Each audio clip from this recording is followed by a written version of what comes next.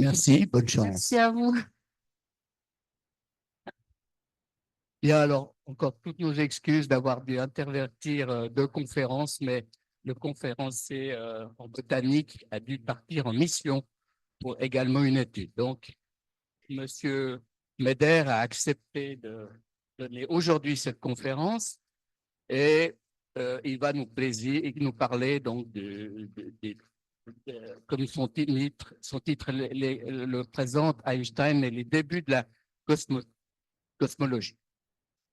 Certains d'entre vous ont peut-être déjà assisté à une conférence d'André Meder. Il y a 9 ans, il était intervenu pour nous expliquer les possibilités de vie sur Mars.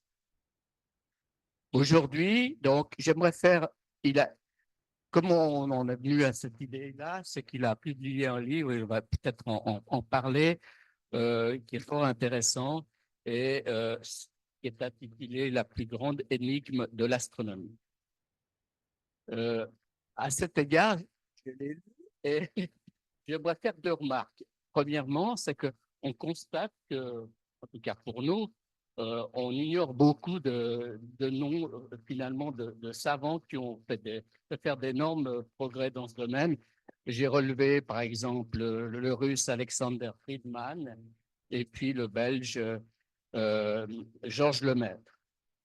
Et puis la deuxième remarque, c'est que souvent, en tout cas pour nous, on a l'impression que les théories se succèdent dans le temps et vont vers la vérité. Or, il me semble qu'à la lecture, on en parlera, des fois on revient sur d'anciennes théories qui avaient été mises pour les mettre en valeur.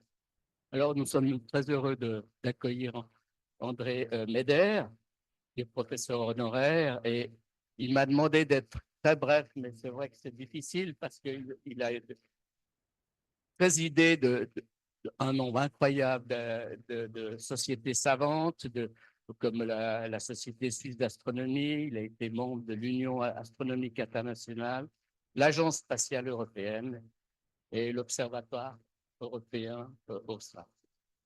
Et il y a quelques années, il y a même un astéroïde qui a reçu son nom. Voilà, alors je vais lui passer la parole et je te remercie encore d'avoir accepté notre invitation. Merci beaucoup.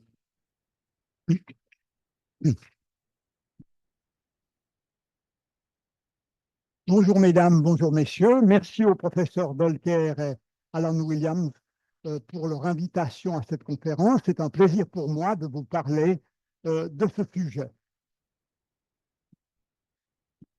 Einstein est né à Ulm, c'est à environ 100 km au nord du lac de Constance. Il a fait ses écoles à Munich et il était bon, contrairement à ce qu'on dit parfois. Les parents qui ont un élève qui a des difficultés à l'école disent oui, mais Einstein en avait aussi. C'est pas vrai. Tout ceci vient d'un des premiers biographes d'Einstein qui a vu des 5 et des 6. Et il avait cru qu'Einstein était noté sur 10. Alors il avait dit qu'il était un mauvais élève, mais il avait des très bonnes notes. D'ailleurs, à 12 ans, il avait étudié tout seul le calcul différentiel et intégral. Par contre, il était très rebelle à la manière scolaire de travailler qui existait en Allemagne. Plus tard, il a dit « C'est en fait un véritable miracle que les méthodes modernes d'enseignement ne soient pas encore parvenues à étouffer complètement la saine curiosité pour la recherche. » Ce n'est pas très flatteur pour les enseignants de l'époque. Il a voulu entrer au Poly, mais il a dû passer des examens préliminaires, le français notamment, qu'il n'avait pas réussi. Donc, il a dû faire une année au collège d'Arau pour préparer la maturité et pour entrer au Poly. Et puis, il est entré au Poly en 96 et il a eu son diplôme de prof de maths en 1900. Il était assez dilettante. Il aimait beaucoup dans les études au laboratoire. Il choisissait les cours qui l'intéressaient et ceux qui ne l'intéressaient pas, il n'y allait pas. Ça, c'est une photo extraite de sa classe de maturité. La photographie globale des élèves de la classe de maturité. Einstein déclara plus tard que la clé de sa réussite, c'était la joie de la pensée, la joie de réfléchir, d'être curieux, de chercher à comprendre, etc. Et ça, c'est très, très important. Et effectivement, dès sa jeunesse, il s'est intéressé à étudier des phénomènes. Bon, comme il était professeur de mathématiques, il a exercé des suppléances diverses, mais sa situation financière de sa famille n'était pas très heureuse, il ne gagnait pas suffisamment. Heureusement, il a pu entrer, grâce à l'appui du père de Marcel Grossman, qui était un de ses amis d'études, il a pu entrer au bureau des brevets à Berne, où il est resté environ 7 ans, et il était assistant technique de 3e classe. C'est-à-dire qu'il recevait des appareils électriques, souvent, qui devait les évaluer, voir si ça marchait, si ça méritait d'être breveté ou non. Et donc, il avait une connaissance technique très bonne. Mais à côté de son travail, il passait presque autant de temps, sinon plus même, à étudier de son côté des problèmes physiques, en particulier la théorie de Maxwell, parce que Einstein était ébloui par cette notion de champ. Du champ électrique en est un bon exemple. Vous avez un courant qui passe dans un fil, eh bien, il se crée autour de ce fil un champ électrique qui va influencer les charges qui s'y trouvent. Et cette notion d'action à distance l'a énormément intéressé. C'est aussi l'époque où, suite aux expériences de Michelson et Morley, on avait compris que la vitesse de la lumière était indépendante de la source qu'il émet. S'il y a un phare dans une fusée qui va à 1000 à l'heure, qu'elle envoie un éclair de lumière, eh bien cet éclair de lumière aura la même vitesse que si la fusée était au repos. Elle n'aura pas 300 000 et 1000 km de plus. Donc elle s'additionne de manière très particulière, c'est la théorie de Lorentz. Et ses études personnelles l'ont conduit à formuler la théorie de la relativité restreinte en 1905. Quelle est l'idée fondamentale de cette théorie?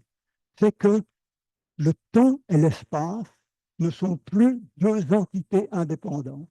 Nous connaissons ici, vous avez l'espace, on a dit, et puis le temps, c'est autre chose. Eh bien, Einstein a montré que c'était un tout. Si on touchait l'un, l'autre changeait. C'est une chose, l'espace-temps. Et en fait, ce que nous connaissons, c'est deux projections de cette même réalité. Ça, c'est extrêmement important. Alors, ça n'a pas d'effet manifeste dans la vie courante, mais ça en a en particulier quand on s'approche de la vitesse de la lumière. Ça montrait aussi qu'il n'y avait pas de temps et d'espace absolu. Donc, c'était tout à fait original comme idée de dire que c'est une chose et pas deux. Et Poincaré, physicien français de l'époque, avait dit: ce que j'admire le plus chez lui est la facilité avec laquelle il accueille les nouveaux concepts. Non seulement il les accueillait, mais il les formulait. Il n'est pas empêtré dans la tradition. Alors, il y a des conséquences bien connues de cette relativité restreinte. Une des plus spectaculaires, c'est le fameux paradoxe des jumeaux qui est brièvement illustré sur ce dessin.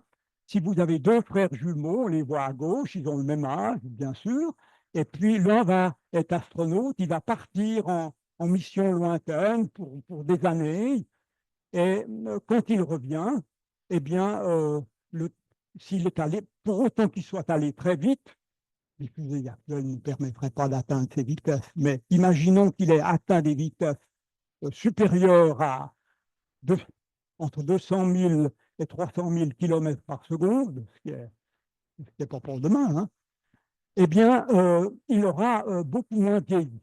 Et on le voit revenir, je ne sais pas, 20 ou 30 ans plus tard. Celui qui est resté au sol aura vu ses 25 ans, puis celui qui a été très vite, eh bien, le temps se sera écoulé beaucoup plus lentement. C'est des choses qui sont vérifiées quotidiennement dans des expériences au CERN. Et puis, on a vu aussi que le personnel navigant des avions, finalement, il pouvait être plus jeune de quelques millisecondes, mais ça ne fait pas de grosse différence.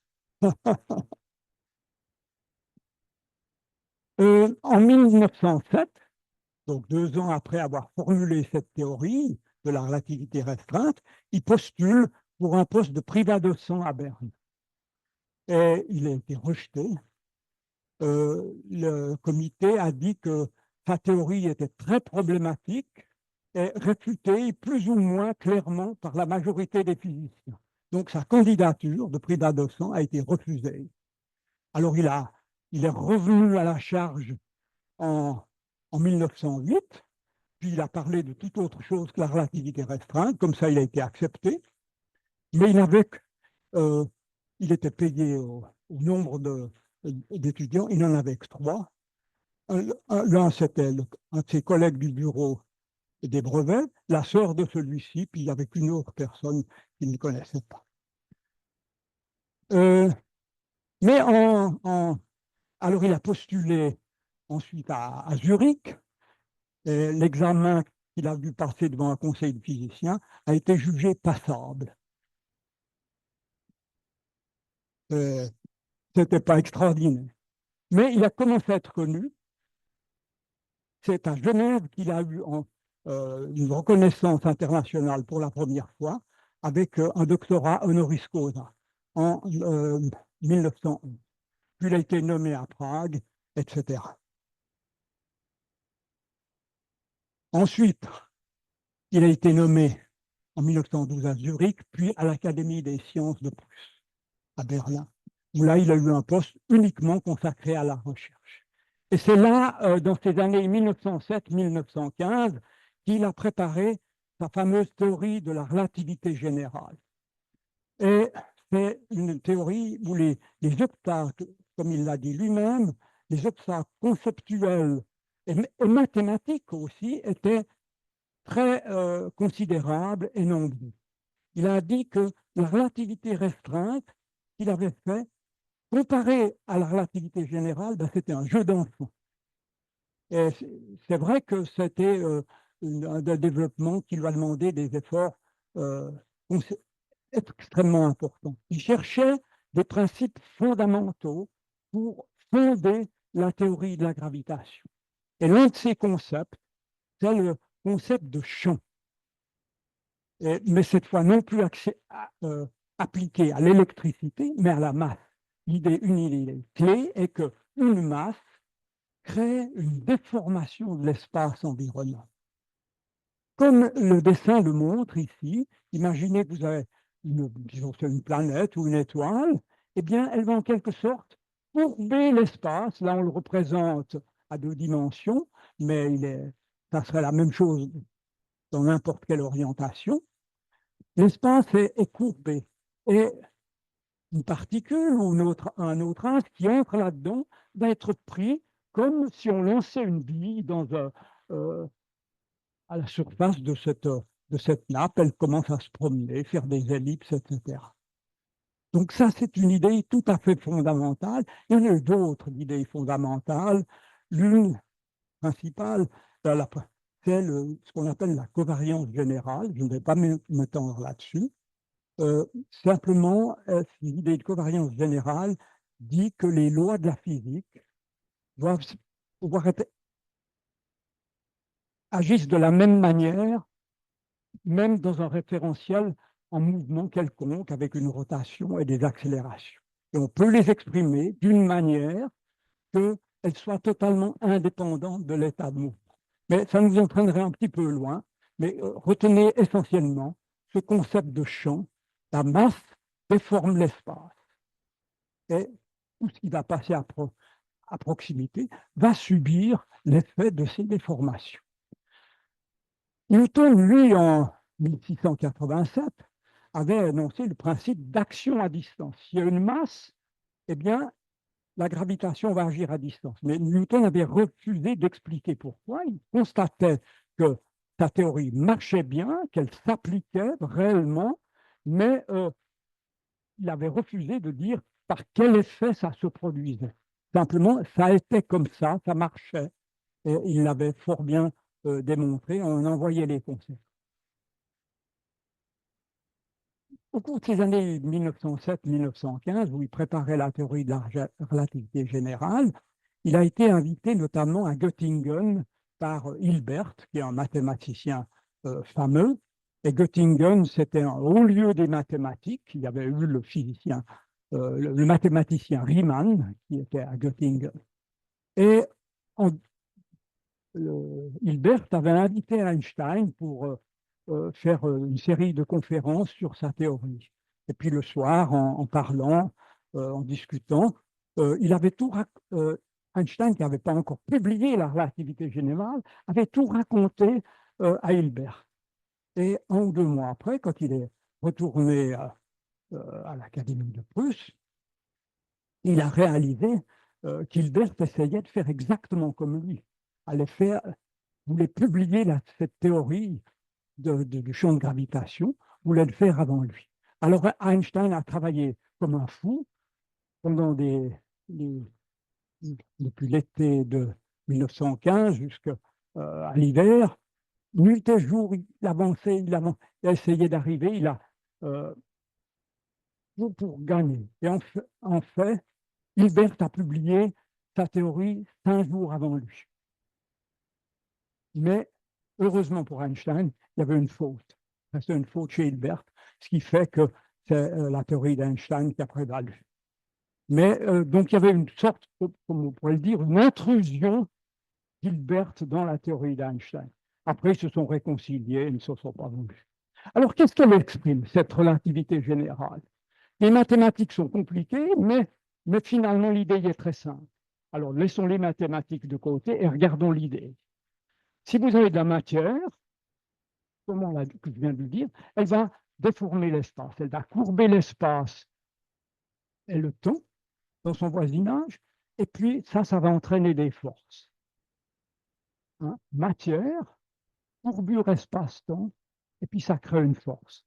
Là, on a par exemple un dessin très simplifié de 2 étoiles doubles qui gravitent l'une autour de l'autre, et donc ces déformations vont se déplacer dans l'espace, elles sont attachées aux 2 étoiles qui tournent autour de leur centre de gravité. Mais si on en voit quelque chose d'autre, ben ça va être pris dans ces trous et ça va en subir les effets, ça va subir des forces. Donc, matière modifie l'espace et le temps au voisinage, et puis ça crée des forces. Voilà l'idée clé de la théorie. Alors, l'interaction n'est pas instantanée. L'interaction, elle se fait à la vitesse c. Newton considérait l'interaction comme instantanée. Ben, typiquement, l'attraction du Soleil sur la Terre, eh bien, si le Soleil disparaissait, ou sa masse disparaissait, ce qui n'est pas possible, mais si c'était le cas, eh bien, la Terre n'en subirait les effets que 8 minutes plus tard, puisque la gravitation se propage à la vitesse. Alors, tout ceci nous amène à des notions intéressantes sur l'espace et le temps. C'était un sujet sur lequel les philosophes réfléchissaient depuis longtemps. Descartes avait dit, c'était au début du XVIIe siècle, que l'espace n'existe que grâce à la matière. S'il n'y a pas de matière, il n'y a pas d'espace. C'était une vision, etc. Alors Newton a pris qui critiquait passablement les théories de Descartes, avait dit que bon, l'espace existait, il y a un espace absolu, et puis il existe même s'il n'y a pas de matière. Ça paraît assez logique par ailleurs. Einstein, lui, a formulé l'espace-temps, donc les deux sont étroitement liés, et chez Einstein, comme chez Newton, l'espace peut exister sans matière, mais, c'est là l'originalité, la matière influence sa courbure. Vous voyez donc l'évolution des idées, pas d'espace sans matière, après un espace absolu tout seul, et puis ensuite un espace-temps qui pourrait exister sans matière. Il y a des endroits où il y a très très peu de matière dans l'univers, mais la matière, quand elle est présente, elle modifie la courbure et crée des forces, la force de gravitation. Voilà. Et ce travail a été publié dans les Annales de physique. L'Académie de Prusse, c'était le haut lieu de la physique, Die Grundlage der allgemeinen Relativitätstheorie von Albert Einstein. Voilà, le début, c'est un article d'une 50aine de pages qui contient l'essentiel. Alors, cette théorie avait peu d'écho. C'était la guerre, 1916, mais et le monde était coupé en deux.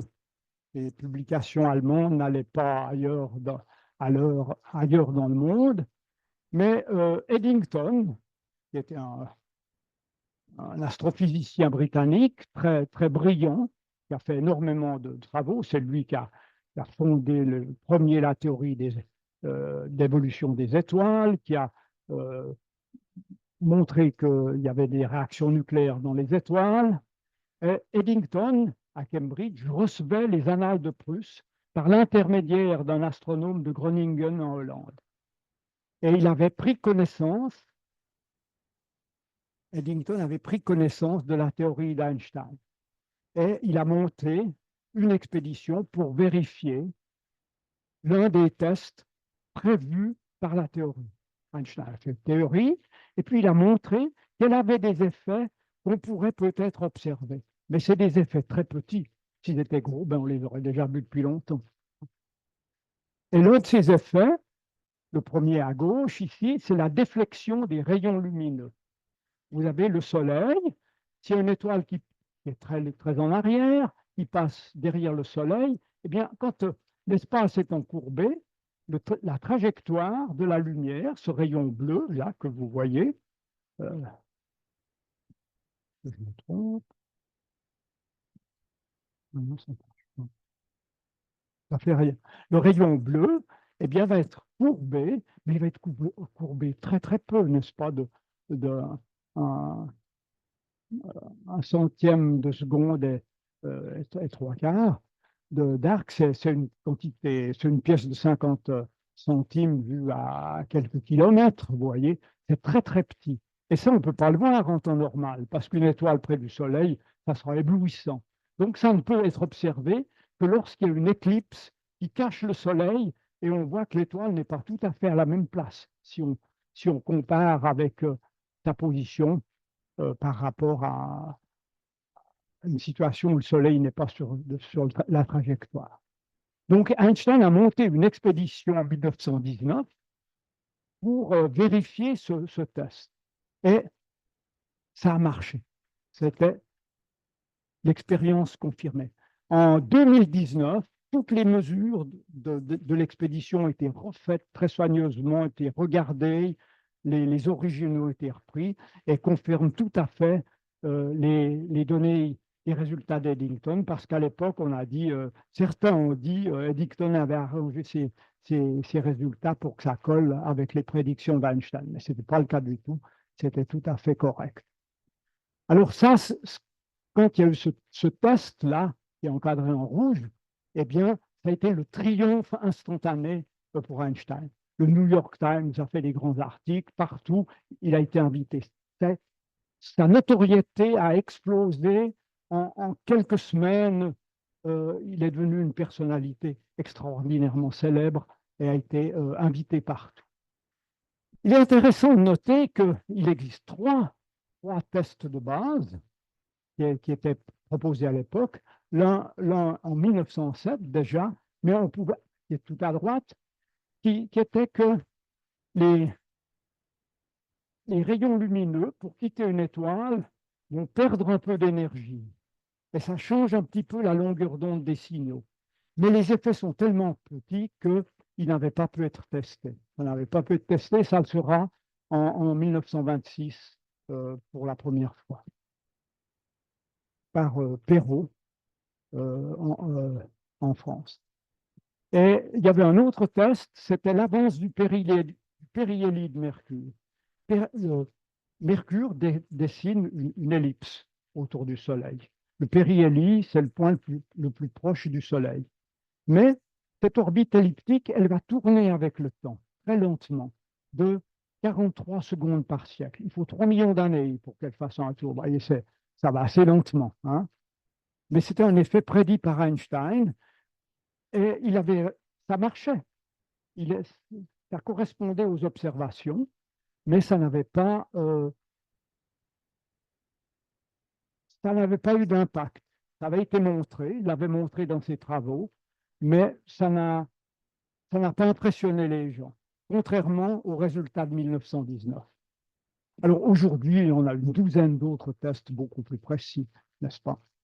Mais à l'époque, c'est celui-là, celui de gauche, là, qui a entraîné le succès. Et puis on a remis en valeur celui de 1911, une fois que celui-là a été démontré.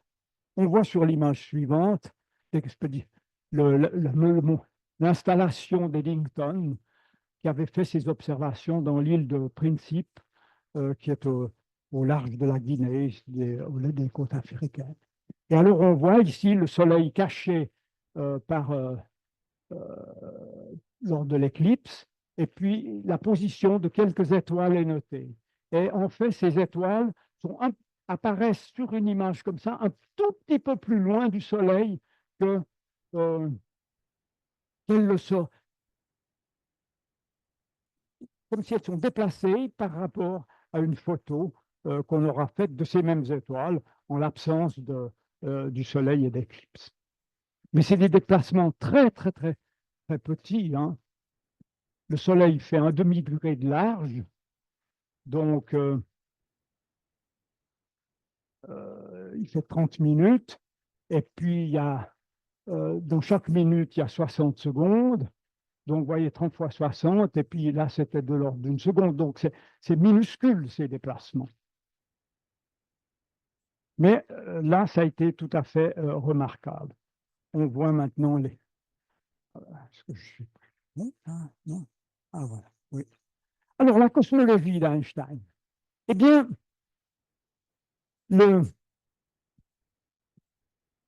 Einstein avait montré que les masses courbent l'espace, qui créent des forces. Et donc, si on applique cette théorie à l'univers, ben, qu'est-ce qui se passe?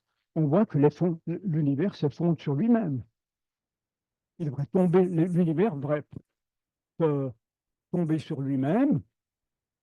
Newton, à l'époque de Newton, un révérend anglais avait déjà fait la remarque à Newton, il avait dit, mais cette force de gravitation, c'est bien joli, mais finalement, pourquoi tout l'univers ne s'est pas mis en un paquet, hein, s'il y a une force comme ça?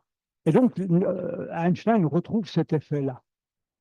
Alors, il va essayer de s'en sortir de la manière suivante, et il le dit dans une carte postale qu'il envoie à Paul Ehrenfest, qui était un physicien ami d'Einstein. Il dit « J'ai encore commis quelque chose à propos de la théorie de la gravitation qui, d'une certaine façon, m'expose au danger de me faire interner dans un asile de fous. » Et qu'est-ce qu'il a fait, Einstein? Il a dit, ben, puisque l'univers ne s'effondre pas, il doit y avoir une force qui le soutient.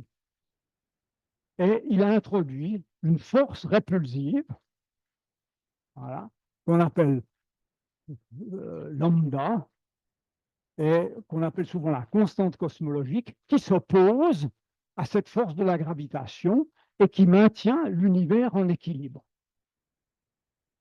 Et cette force, elle est proportionnelle à la distance, lambda fois R divisé sur 3. Donc Einstein était obligé d'introduire une force que personne n'avait vue jusqu'à il n'y a pas longtemps, et on en reparlera. Einstein était obligé d'introduire une force pour que l'univers ne tombe pas sur lui-même. Et cette force s'appelle la constante cosmologique. Plus tard, Einstein dira que cette constante cosmologique, c'était la plus grande erreur de sa vie. Mais on va le voir dans un instant. Mais enfin, voilà comment il avait résolu le problème. On voit ici Einstein et les personnes qui ont été proches de lui. Au milieu, en haut, c'est justement Paul Ehrenfest, De Sitter, c'est l'astronome de Groningen en Hollande, qui avait euh, fourni, fourni les travaux d'Einstein à Eddington, qu'on voit au premier plan à gauche. Et c'est Eddington il a l'air un petit peu timide ou un peu coincé sur cette photo, mais euh, qui avait fourni, qui a fait monter l'expédition de Principe pour mettre en évidence. Et donc, c'est c'est Eddington qui a assuré le triomphe de la théorie d'Einstein à partir de 1919. Et puis en bas, à droite, Lorentz, qui était un physicien plus âgé et qui avait déjà étudié, Einstein a utilisé ceci, euh, comment s'additionnaient les vitesses lorsqu'on s'approchait de la vitesse de la lumière. Donc voilà des acteurs essentiels de cette période. Alors, on est resté pendant quelques années avec essentiellement cette image d'un univers statique qui tenait sur lui-même. C'est un univers assez confortable finalement, toutes les choses sont tranquilles, ça ne bouge pas, etc.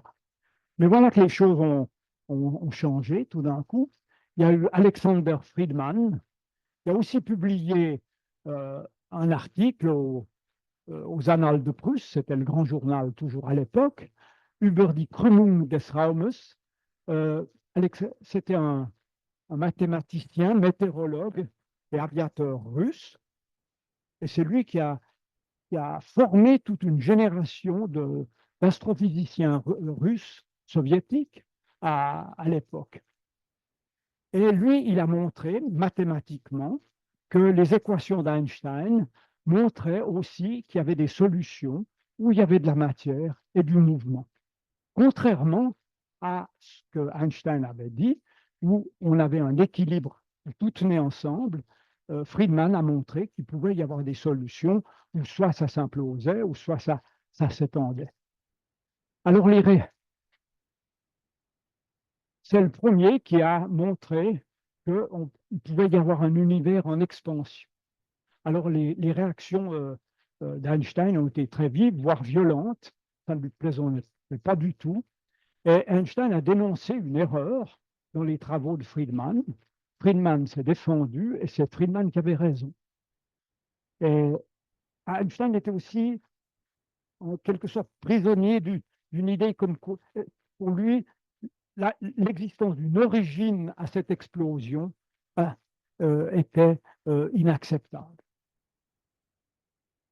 Friedman est mort quelques années après. Il n'a jamais vu le succès de sa théorie. Il est mort en 1925 de la fièvre typhoïde. Mais Einstein adoptera finalement son modèle 10 ans après qu'il a été proposé. Et ce modèle a été baptisé modèle de Einstein de Sitter. Mais en fait, il était chez Friedman initialement. Donc, il y a voilà, des premières solutions intéressantes aux équations d'Einstein. Et qu'est-ce qu'elles montrent, ces solutions? C'est que c'est l'espace qui s'étend. Si vous regardez un morceau d'univers à un moment donné, puis vous le regardez quelques milliards d'années plus tard, eh bien, il se sera étendu. Donc, Friedman prévoyait ce type de choses. Et les modèles de Friedman, ce dessin apparu pendant un dessin de ce type, on le trouve dans tous les livres du XXe siècle. Ici, ça représente l'évolution de l'univers. Sur l'axe horizontal, vous avez le temps. Sur l'axe vertical, vous avez la distance, ou si vous voulez, le rayon de l'univers. Vous pouvez le considérer aussi comme la distance entre deux étoiles typiques, pas deux étoiles, en deux galaxies typiques. Comment est-ce qu'elle évoluerait avec le temps? Eh bien, si l'univers est vide, partant d'une explosion initiale, qui serait dans le coin en bas à gauche, eh bien, si l'univers n'a pas de matière, il va s'étendre tout droit sans être freiné. S'il y a un tout petit peu de matière, on sera dans la zone bleutée où l'expansion est ralenti par le freinage dû à l'attraction gravifique de la matière contenue dans l'univers. Et puis, si l'univers contient beaucoup de matière, attention, quand je dis beaucoup de matière, c'est 10 à la puissance moins 29 grammes par centimètre cube. Donc, c'est déjà au-delà de tous les vides poussés qu'on peut imaginer. Mais si l'univers contient relativement beaucoup de matière, alors il peut s'étendre, suivez la courbe rouge en pointillé, et puis se recontracter à la fin. Et ce type de dessin, ce type de calcul, ça a occupé toute la cosmologie du XXe siècle, en gros, pour savoir si on était dans la zone bleue, où le modèle s'étend toujours, ou bien si on était dans la zone fermée, où elle se contracte.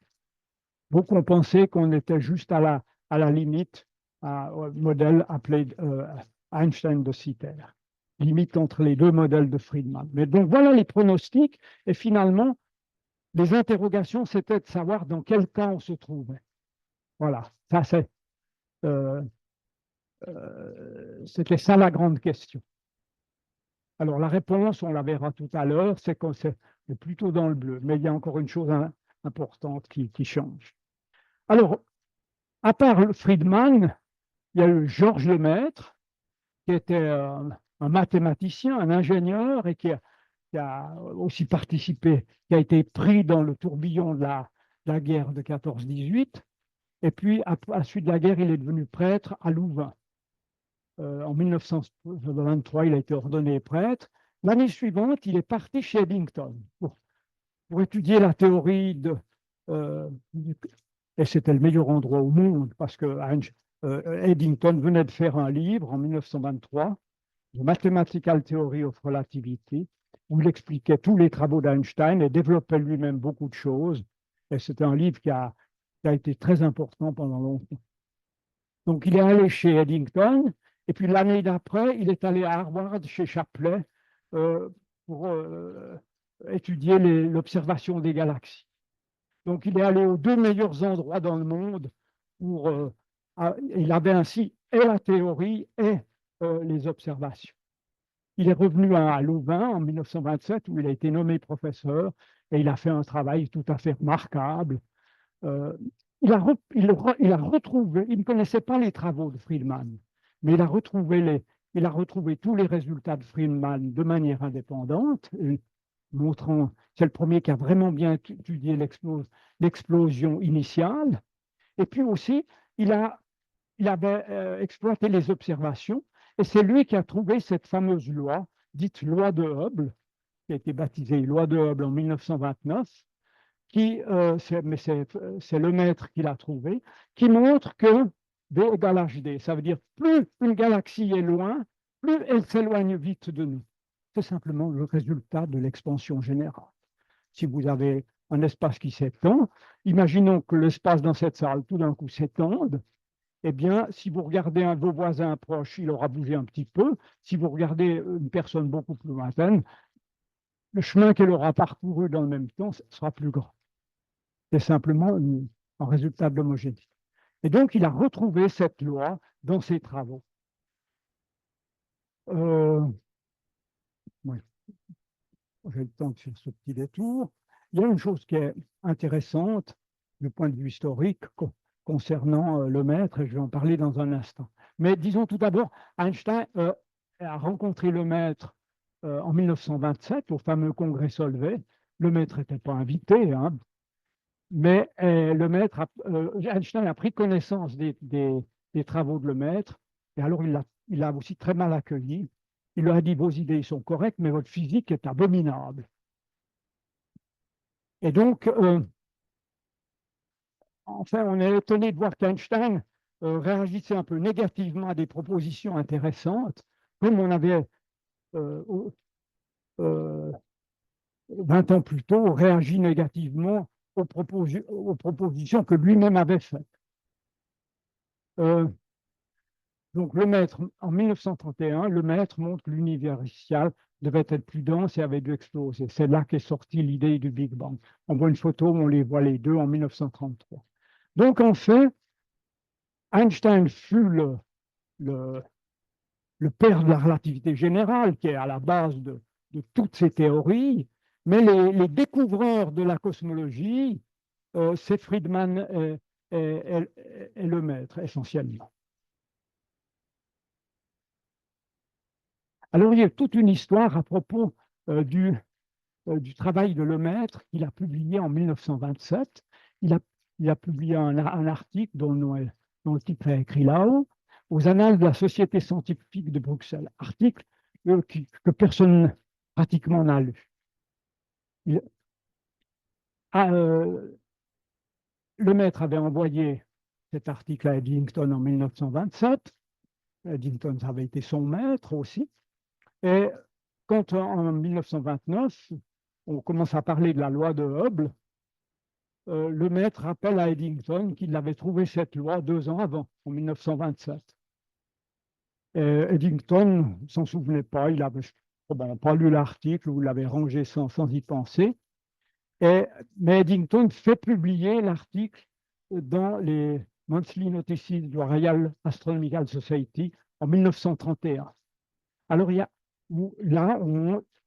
l'article montre bien que Lemaître avait trouvé cette loi, dite loi de Hubble, qui a été une des lois les plus importantes de l'astrophysique au XXe siècle, montre que, en fait, Lemaître l'avait trouvée avant. Mais très curieusement, la traduction qui a paru en 1931 a été trafiquée. Elle n'a pas été trafiquée par Eddington, certainement pas. Et le premier qui a vu ça, c'est Peebles, astrophysicien américain, qui a eu le prix Nobel en 2019, pas pour ça bien sûr. Il note qu'il y a eu des curieuses suppressions dans cette traduction. Nussbaumer, un collègue de Zurich, a retravaillé là-dessus en 2009, l'a montré. En 2011, Vandenberg, un astrophysicien canadien, a montré que les modifications étaient intentionnelles, qu'on avait enlevé tout ce qui pouvait faire penser dans l'article que Lemaître avait trouvé l'expansion de l'univers avant Hubble. Tout a été enlevé. Et il y a une preuve absolue que je donne dans le petit livre que j'ai fait, c'est que sur l'article qui est apparu en 1931, nulle part ne figure la date de 1927 où Lemaître avait publié son travail. Donc, la chose est claire. Alors, en 2018, l'Union astronomique internationale a débaptisé la loi de Hubble et a rebaptisé loi de Hubble-Lemaître. Normalement, ça aurait dû être loi de Lemaître-Hubble, mais après un siècle d'usage, on ne pouvait pas faire autrement.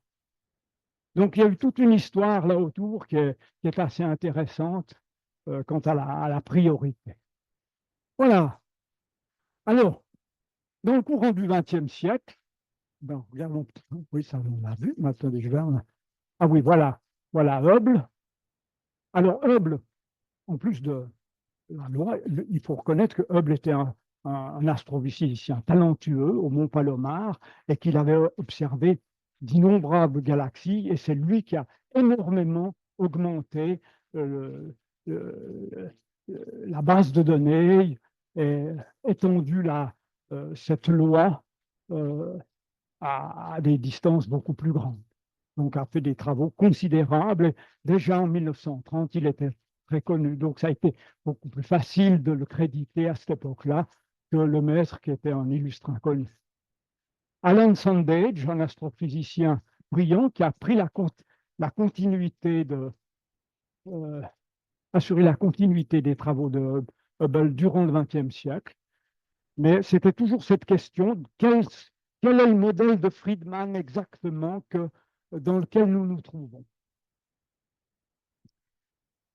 Beatrice Tinsley est une astrophysicienne qui travaillait à Yale.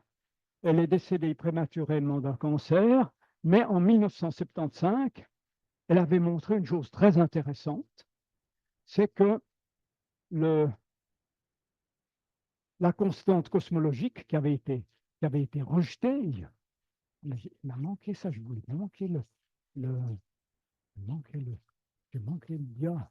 Voilà. Oui. Il faut que je vous mentionne une chose. Vous vous souvenez que Einstein avait introduit cette force de répulsion. Eh bien, c'est Eddington en 1931, sur une demi-page de texte, de calcul, il a pu montrer que ce n'était pas possible, qu'il ne pouvait jamais y avoir équilibre. Soit ça partait d'un côté, l'univers se contractait, soit il s'étendait. Donc, dès ce moment-là, pas tellement à cause des résultats d'observation, mais grâce à la démonstration mathématique fort simple, hein, ça tient, je vous dis, sur une demi-page, Eddington, qui était talentueux, avait montré que le modèle d'Einstein était instable, soit il devait éclater, soit il devait se contracter, et que l'équilibre était impossible. Alors, j'arrive là à Béatrice Tinsley, elle a montré en fait que, non seulement l'univers était en expansion, c'était connu, mais qu'en plus il était accéléré par cette force qu'avait trouvé Einstein, ce lambda, cette force répulsive. Puis si on met une force, ben, ça va accélérer. Elle avait montré déjà ça en 1975 dans un article très important dans Nature, mais elle était un quart de siècle trop tôt, ça n'a pas été cru. Et finalement,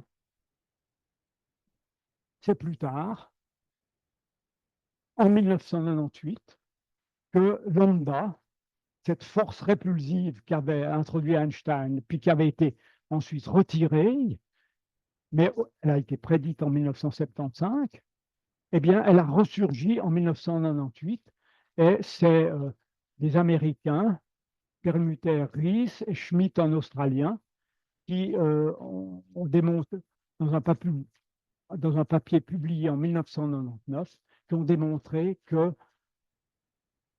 lambda existait et que l'univers non seulement était en expansion, mais que cette expansion, elle allait de plus en plus vite. C'est une accélération. Alors, si on revient au dessin que je vous ai montré tout le temps, eh bien, en fait, ça veut dire qu'on ne suit pas du tout ni des courbes dans le bleu ni dans le rouge, mais qu'on part plutôt sur une courbe comme celle en vert que je vous ai montré. Ça veut dire que l'expansion s'accélère de plus en plus. Et ils ont eu le prix Nobel en 2011 pour cette découverte qui change fondamentalement nos idées sur l'évolution de l'univers, de fait qu'il vient de plus en plus vite, mais de plus en plus vite. Énergie liée. Alors oui, maintenant, liée à cette expansion accélérée, eh bien, on peut imaginer ça représente une certaine énergie associée à ça. Et il se trouve que cette énergie, on l'appelle l'énergie noire, et que finalement, on réalise que l'énergie qui est liée à cette courbe verte, elle est monstrueuse. Si on représente toutes les énergies dans l'univers, toute l'énergie qu'il y a dans les étoiles, c'est le petit triangle jaune là. Et puis l'énergie dans la matière sombre, dans le gaz qui n'est pas lumineux, etc. Eh bien, la matière, ça fait 4%. Donc, la matière qu'on connaît, ça fait 4% plus 1%, ça fait 5%. Tout ce qu'on connaît, les galaxies, les planètes, les trous noirs, tout ce que vous voulez, eh bien, ça fait 5%. Et puis, cette énergie qui est liée au fait que l'expansion est accélérée, eh bien, on l'appelle l'énergie noire. Bon, je l'ai dessiné en rouge, mais voilà. Et donc, elle représente finalement 70% de toute l'énergie que peut contenir l'univers. Et puis, il y a une autre fraction, c'est ce qu'on appelle la matière noire, alors qui représenterait 26%. Et donc, on se trouve maintenant dans une énigme extraordinaire. Ça veut dire que ce qu'on connaît, c'est une toute petite fraction de la matière-énergie qu'il y a dans l'univers. Ça veut dire que les trois quarts, ou pas les trois quarts, le 95% de l'énergie et de la masse qu'il y a dans l'univers, on ne le connaît pas. Et donc, c'est une énigme assez extraordinaire. Les étudiants, parfois, disent que tout a été déjà étudié, qu'il ne reste plus que des tout petits détails. Eh bien, il reste quelque chose d'absolument monstrueux. On ne sait pas quelle est l'énergie essentielle de l'univers. Il n'y a pas de problème plus gros que celui-là, de pouvoir comprendre qu'est-ce que c'est que toute cette énergie dont on ne sait pas dont on ne connaît pas la nature. Alors, juste un petit mot pour la matière noire. Donc, je vais être bien clair, hein. L'énergie noire, c'est l'énergie liée à cette accélération. Là, en rouge, c'est le 70%. La matière noire dont on parle souvent, eh bien, c'est autre chose. Quand on observe des galaxies, et ça avait été déjà vu par Fritz Zwicky en 1933, c'est que les mouvements d'agitation de ces galaxies dans un amas sont beaucoup trop rapides par rapport à la matière qui est contenue. La matière, exerce comme des forces de rappel, comme s'il y avait des petits élastiques qui tenaient les choses ensemble. Et s'il y a beaucoup de matière, ben ça tire beaucoup et donc ça va très vite. Donc tout se passe comme s'il y avait beaucoup plus de masse que celle qu'on voit. D'où l'hypothèse de la matière sombre. Voilà, c'est un peu comme ça qu'elle a été trouvée, et puis elle s'est confirmée par d'autres possibilités. Quand on regarde des galaxies qui tournent sur elles-mêmes, en fait, elles tournent tellement vite que environ 250 km par seconde dans les bords, qu'en fait, les étoiles devraient être éjectées. Alors, elles ne le sont pas, manifestement, ça on le sait. Elles ne le sont pas, parce que sinon on verrait plein d'étoiles en dehors. Et, c'est interprété comme dû à de la matière qui est dans ces galaxies et qu'on ne voit pas. Et ça, c'est donc la matière noire. Si vous voulez, l'énergie noire, c'est l'expansion accélérée. La matière noire, c'est la signature, elle est interprétée comme la signature des vitesses trop grandes des galaxies. Voilà, on peut le dire comme ça. Alors voilà, on se trouve, vous voyez, il y a toute une histoire, ce lambda qu'avait dit Einstein pour que l'univers ne lui tombe pas dessus, eh bien, il est ressorti, puis il constitue une énigme aujourd'hui. C'est une histoire assez intéressante et finalement pas si compliquée que ça.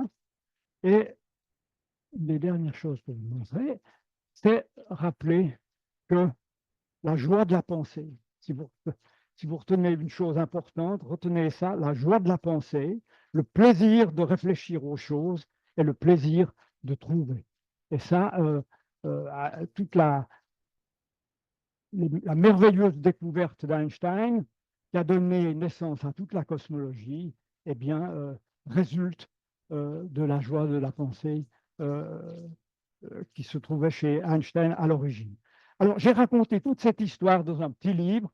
Je ne veux pas faire de la pub excessive, mais si ça intéresse des gens, je raconte aussi l'histoire de Newton.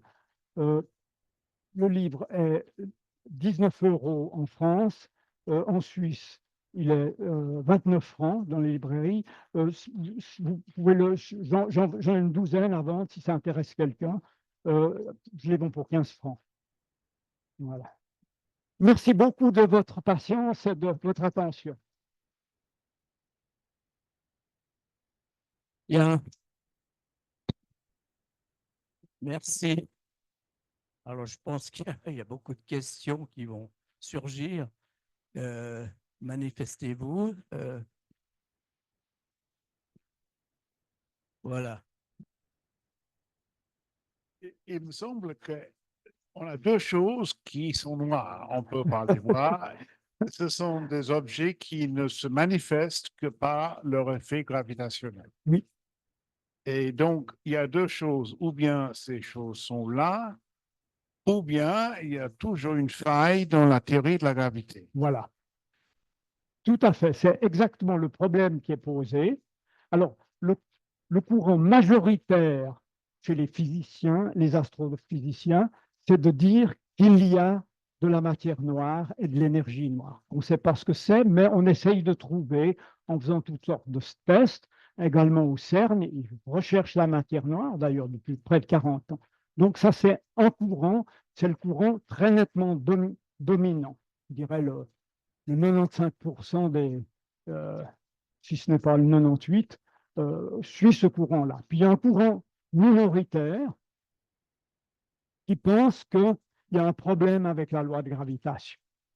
Alors, il y a eu des propositions de modification de la loi de gravitation. Il y a un Israélien, Milgrom, qui a fait des petites modifications dans la loi de Newton aux faibles gravité. Mais ça, c'est des bricolages. Il faut rester dans l'idée qui avait été d'ailleurs formulée par Einstein, c'est que la loi de gravitation ne peut reposer que sur des principes fondamentaux. Et donc, ça, c'est une voie qui est explorée, mais qui n'a pas encore donné énormément de résultats. En tout cas, ce n'est pas le courant dominant.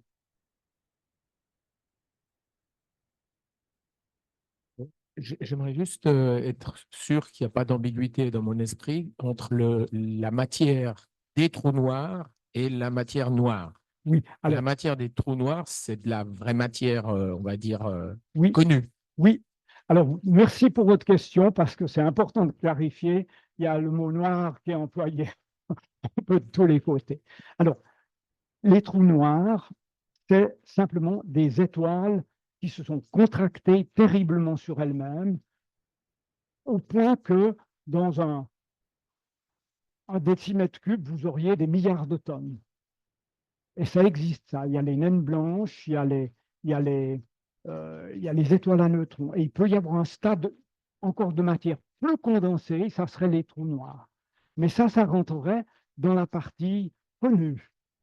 Donc, on appelle trous noirs des astres qui se sont contractés sur eux-mêmes énormément, de fait que, étant tellement condensés, la lumière n'arrive plus à en sortir. Et donc, mais ça, c'est encore de la matière ordinaire. Ça rentre là. Voilà, donc ça, c'est des étoiles effondrées sur elles-mêmes dont la lumière ne peut plus sortir, les trous noirs. Tandis que la matière noire, c'est la matière qui fait que l'agitation des galaxies est trop grande. Et puis l'énergie noire, c'est l'expansion accélérée. C'est trois choses différentes. Merci. Pour un béotien comme moi, dans cette cosmologie, où est-ce qu'on place la notion d'infini? Ou bien est-ce que l'infini est une notion qui n'existe pas? Parce que si l'univers est en expansion, l'infini, par définition, ne peut pas être en expansion. En Oui, tout cas, alors, par la définition j'en sais intuitive. rien. Hein. Vous savez, cette question d'infini, elle dérange les gens depuis pardon, elle dérange les gens depuis la haute antiquité. Un philosophe grec disait, mais s'il y a un bord à l'univers, ben, je vais aller au bord et puis je lancerai une lance. Et puis, alors, qu'est-ce qui se passe quand elle traversera le rideau de l'infini? Donc, c'est une préoccupation depuis toujours. Alors, il faut voir que la géométrie peut être plus complexe qu'on l'imagine. Il se peut que c'est vraisemblablement infini, mais il faut bien réaliser qu'il y a une autre limite qui vient avant. C'est la limite qu'on appellerait la sphère de Hubble. En gros, quand l'univers avait une seconde, vous ne pouvez pas voir plus loin qu'une seconde lumière. Quand l'univers a une minute, vous ne pouvez pas voir plus loin qu'une minute lumière, parce que sinon la lumière aurait dû partir avant que l'univers existe. Alors aujourd'hui, cette limite, puisque l'âge de l'univers est 13 milliards, en général on dit 13,8 milliards d'années, eh bien, on ne peut rien voir de plus loin que environ. Toute différence, mais pour simplifier, disons, on ne peut rien voir qui est plus loin que 13,8 milliards d'années-lumière. Et donc, on a cette limite. Alors, qu'est-ce qu'il y a derrière? Ça peut être infini, on ne sait pas. Mais de toute manière, on n'a pas accès. Mais ça veut dire aussi que suivant le rythme de l'expansion, eh bien, ce qui rentre dans notre sphère de visibilité, si on regarde l'univers demain, eh bien, on verra un jour-lumière plus loin. Hein. Donc, mais où ça s'arrête, personne ne peut vous le dire, cette question d'infini. Mais il faut réaliser qu'il y a une autre barrière avant. Oui, là, vous nous avez beaucoup parlé de l'univers, notre univers, mais il semblerait qu'avec la physique quantique, on parle de multivers et d'autres univers. Quelle est votre pensée par rapport à Alors, ça? bon, ça, c'est des spéculations de physiciens. On n'a aucune indication que cela existe. Pourquoi ne pas spéculer? Peut-être qu'un jour, on aura une indication, mais il y a eu des modèles où aussi on dit un univers se contracte, puis après, on passe sur un suivant. Mais euh, dans le moment de la contraction, on se trouverait à ce qu'on appelle à l'intérieur du principe d'incertitude. Donc, il n'y a aucune information qui peut transiter. Alors, dans le cas des multivers, je ne sais pas s'il pourrait y avoir d'informations qui transitent, mais disons, c'est une spéculation de physiciens qui est intéressante, mais sans preuve, et on ne sait même pas s'il peut y avoir des preuves. Oui, L'énergie noire, oui, qui est donc responsable, d'après ce que vous avez dit, de cette accélération de oui. l'expansion. Mais s'il y a une accélération, il doit forcément y avoir une interaction. Par quel mécanisme cette interaction peut-elle être reliée à la gravitation? Alors, elle pourrait, en des cas tout simples, ça serait l'existence de ce grand lambda prévu par Einstein. Donc, si vous avez une force, vous aurez une accélération. Alors, ça, c'est. Alors, ça, alors, je ne sais pas. C'est une autre forme d'énergie qui contribue à cette expansion. Alors, les physiciens cherchent souvent des particules. Il y aurait des particules qu'on ne connaît pas et dont la présence est responsable d'une sorte de pression qui favorise l'accélération. Mais justement, on n'en a pas la preuve. Et alors, lambda, quel est l'effet? Ça serait une constante comme G. Vous avez grand G, la constante de la gravitation, elle vous fait attirer. Vous auriez un lambda qui vous pousse dans l'autre sens. Ça serait au même niveau que la constante de la gravitation universelle. Vous aurez grand G qui attire et puis lambda qui repousse. Donc, ça serait l'adjonction à la théorie de la gravitation telle qu'on la connaît. Voilà. Ah, ça serait un changement considérable. Si c'est lambda qui est la cause, on aurait grand G et grand lambda. Oui. C'est une question certainement un peu absurde, mais si la vitesse d'expansion de l'univers est en accélération, si on attend assez longtemps, elle atteindra la vitesse de la lumière. À une Et certaine distance, certainement. Oui. cette expansion. Voilà. Et alors, à ce moment-là, Notre elle va horizon. arrêter d'accélérer? Non, elle ne va pas arrêter. Des choses sortiront de notre champ de vision, simplement. Mais, donc, l'espace se dilatera à une vitesse supérieure à la vitesse de la lumière, mais nous, on ne le verra pas. Voilà. Mais cette vitesse, quand on la prend très loin, elle est grande, mais ça fait pas grand-chose. Si elle était présente dans le système Terre-Lune, la Lune reculerait, que je ne vous dise pas de bêtises, c'est de l'ordre du centimètre par année. Voyez. Donc, c'est à notre échelle, cette vitesse d'expansion, elle est très petite. Voyez. Moi, je suggérais d'attendre très longtemps.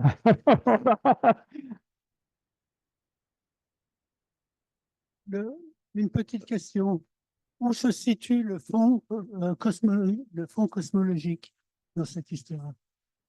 Ah, alors, oui, le fond cosmologique, donc c'est un rayonnement qui a été trouvé en 1967 par Penzias et Wilson, qui ont le prix Nobel en 1974. Ils ont vu l'univers était rempli d'un rayonnement qui était en quelque sorte, pour simplifier, la chaleur résiduelle du Big Bang. Il y a eu cette explosion initiale, très importante, puis il reste un petit peu malgré l'énorme dilatation qu'a subi l'univers, eh bien, il reste un certain fond de rayonnement, une certaine chaleur ambiante. Mais cette chaleur, elle est très faible. C'est 3 degrés K, c'est donc moins 270 degrés centigrades. Donc, comme chaleur, on fait mieux, hein. Mais c'est un rayonnement qui existe, et ce rayonnement nous parvient de tous les côtés de l'univers, d'une zone qui se trouvait très condensée à l'époque.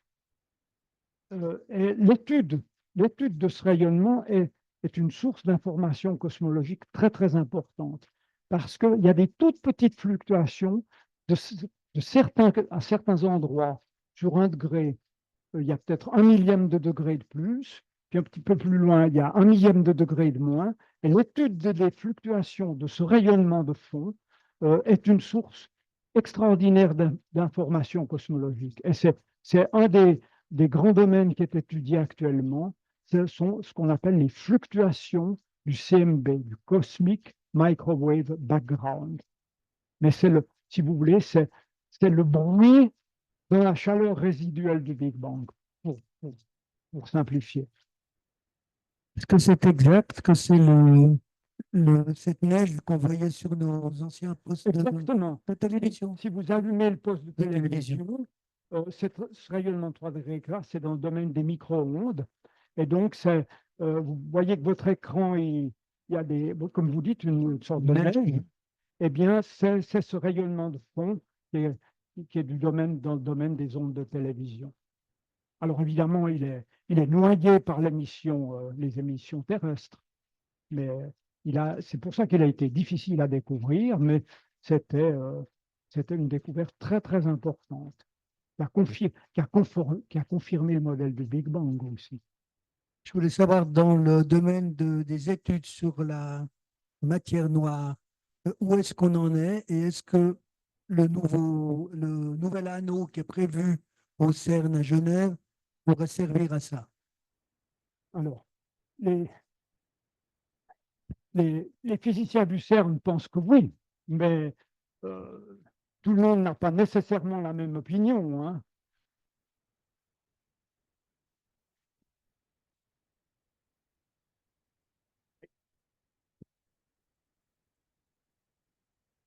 J'avais une question et après une de votre réponse, j'ai deux, si c'est possible.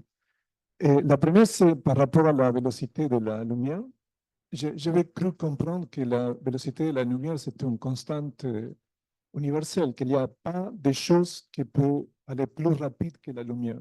Oui. Et vous avez dit que l'expansion de l'univers pourrait aboutir à un moment où les choses ont une vélocité plus rapide que la lumière. Ça c'est une question.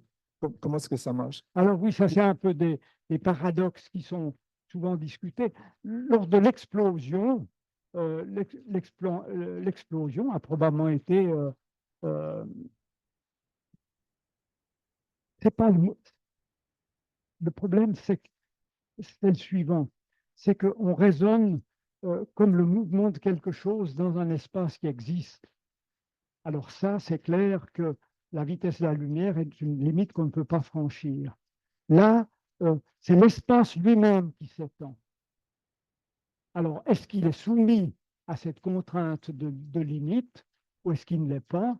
Eh bien, manifestement, si le modèle du Big Bang est exact, dans les premières secondes, l'expansion de l'univers a dépassé la vitesse de la lumière. Mais ce n'est pas la vitesse d'un objet dans un espace préexistant, c'est l'expansion de l'espace lui-même.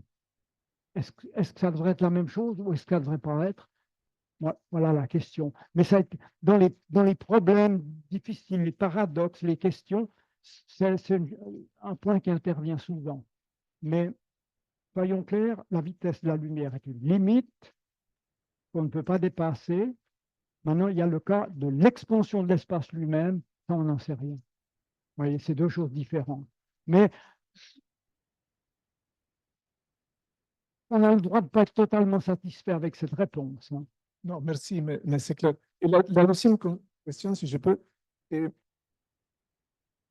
vous avez parlé de la matière noire et de l'énergie noire, que si j'ai bien compris, essentiellement, sont des choses, des hypothèses qu'on ne peut pas vérifier, sont noires, on ne les voit pas, pour ajouter, pour ajuster, pour faire marcher l'évidence, les data, les informations, les faits avec la théorie. Oui, Mais qu'est-ce que c'est la différence de cette, conceptuellement, comment ça marche dans la théorie, avec, par exemple, les éthers, qui, dans ce ancien temps, fonctionnaient Ah oui. exactement comme ça. Ils Oui. faisaient marcher une théorie avec des faits qui ne marchaient pas. voilà. Alors, l'éther, c'était aussi une sorte de matière qui remplissait tout l'univers. Donc, c'est l'expérience précisément de Michelson et Morley vers 1880, duquel 80-88, qui ont montré que la vitesse de la lumière ne pouvait pas était indépendante du mouvement de la source ou du mouvement de l'observateur et qu'elle ne pouvait pas être dépassée. Et donc, ça a montré que l'éther, comme support matériel de la lumière, n'existait pas. Voilà. Maintenant, les gens cherchent quelle pourrait être cette matière noire. Et il y a des expériences d'astrophysique où on étudie très en détail les positions des galaxies pour voir si on arrive à contraindre mieux certaines propriétés du champ de gravitation dans ces galaxies. Mais vous dites, je l'ai dit et vous le répétez avec raison, c'est une hypothèse. C'est toujours une hypothèse. Mais elle a été formulée depuis tellement longtemps que chez certains, elle a pris l'apparence d'une réalité. Ils parlent de la matière noire qui existe, qui a été découverte. Mais ça reste une hypothèse. Mais comment, conceptuellement, cette hypothèse, il bouge un trou dans la Voilà, théorie. voilà, pour le moment, on a. Ben, Je, je parle comme chimiste, donc c'est déjà le mauvais départ. Mais la matière noire ressent l'attraction gravitationnelle. Elle ne dit pas la gravité. Donc, est-ce qu'il a une masse ou pas? Et s'il a une masse, il doit avoir une énergie cinétique. oui, alors, la matière noire a une masse, elle exerce un champ de gravitation, mais on a aussi dit qu'elle parce que ça n'aurait pas marché, qu'elle ne sentait pas le rayonnement. Elle a une masse, c'est une matière, mais elle est insensible au rayonnement. Il faut encore expliquer comment. Hein. Bon. Bien, je crois qu'il nous reste à remercier André Médère, Bon. qui nous a amené bien loin. Alors, je vous donne rendez-vous, je crois que c'est vendredi déjà, il y a une conférence où ce sera beaucoup plus terre à terre, c'est l'obsolescence programmée et la réparabilité des objets. Donc, il y a quelqu'un qui est spécialiste à l'université, Hugo Tobler, qui nous entendra de cette nouvelle concept. Voilà, bonne soirée, merci.